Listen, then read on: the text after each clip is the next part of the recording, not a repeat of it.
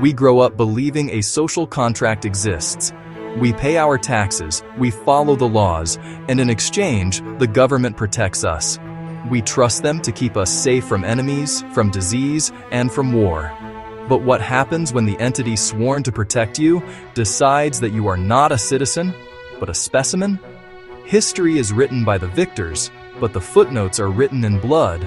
From releasing biological weapons on American cities to shattering the human mind with drugs, the truth is often scarier than any horror movie. You are not always the public. Sometimes you are just a lab rat. Welcome to the Darkest Files TV. Today, we are opening the archives to count down the top 5 disturbing government experiments that actually happened. We start at number 5 with a descent into the human psyche.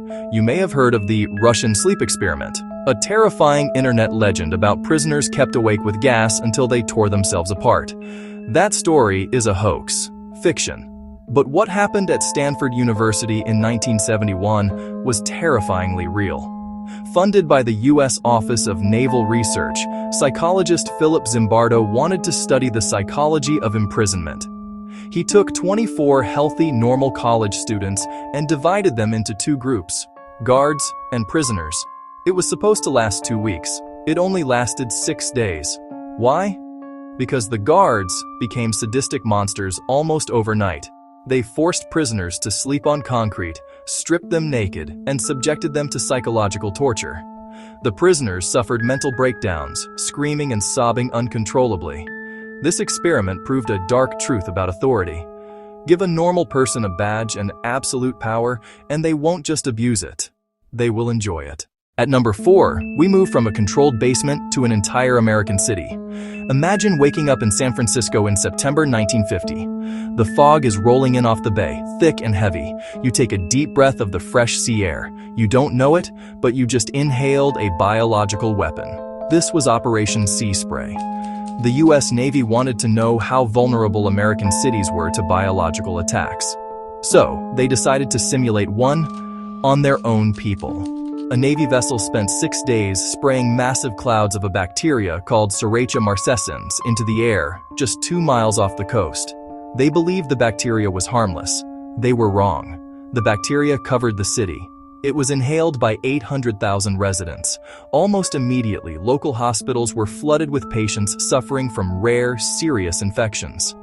One man, Edward Nevin, died as a direct result. The military successfully proved that a city could be infected, but they also proved that they were willing to risk the lives of nearly 1 million innocent civilians just to run a simulation. Number 3 is perhaps the most infamous medical betrayal in American history: the Tuskegee syphilis study. In 1932, the U.S. Public Health Service recruited 600 African American men in Alabama. They were told they were receiving free health care for bad blood. In reality, researchers simply wanted to watch them die. 399 of these men had syphilis. The doctors monitored the progression of the disease, blindness, insanity, and organ failure. But the horror isn't that they studied the disease. The horror is that they hid the cure. By 1947, penicillin was the standard, effective cure for syphilis. It could have saved them all, but the government doctors deliberately withheld the drug. They watched the men suffer, watched them infect their wives, and watched their children be born with congenital syphilis. This study didn't last for a few months. It lasted for 40 years. It only stopped in 1972 because a whistleblower leaked the story to the press. These men weren't patients. To the government, they were just petri dishes. At number 2, we must look beyond the U.S. borders to what many historians consider the cruelest facility ever built: Unit 731. During World War II, the Imperial Japanese Army set up a covert biological and chemical warfare research unit in occupied China. Led by General Shiro Ishii, this unit performed experiments that are almost impossible to comprehend. They referred to their victims not as humans, but as logs. Prisoners were subjected to vivisection, dissected while fully awake and without anesthesia. They were infected with the plague, frozen alive to test frostbite treatments, and used as targets for grenade tests. But here is the twist that brings it back to our list.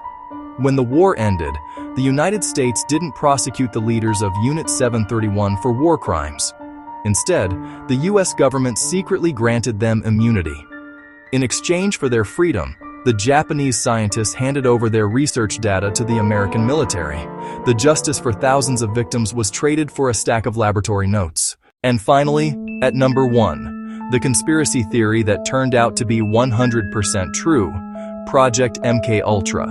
In the 1950s, the CIA was terrified that the Soviets had mastered mind control. So, they launched a top-secret program to crack the human code. This wasn't just one experiment, it was over 150 different sub-projects. The CIA dosed unsuspecting citizens with massive amounts of LSD. They targeted prisoners, mental patients, and even their own agents. They used electroshock therapy, sensory deprivation, and verbal abuse to try and fracture the human mind and reprogram it. They set up fake brothels in San Francisco, fitted with two-way mirrors, where they drugged men and observed their behavior.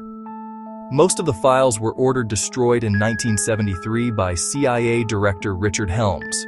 We only know about MKUltra because of a cache of misfiled documents found years later.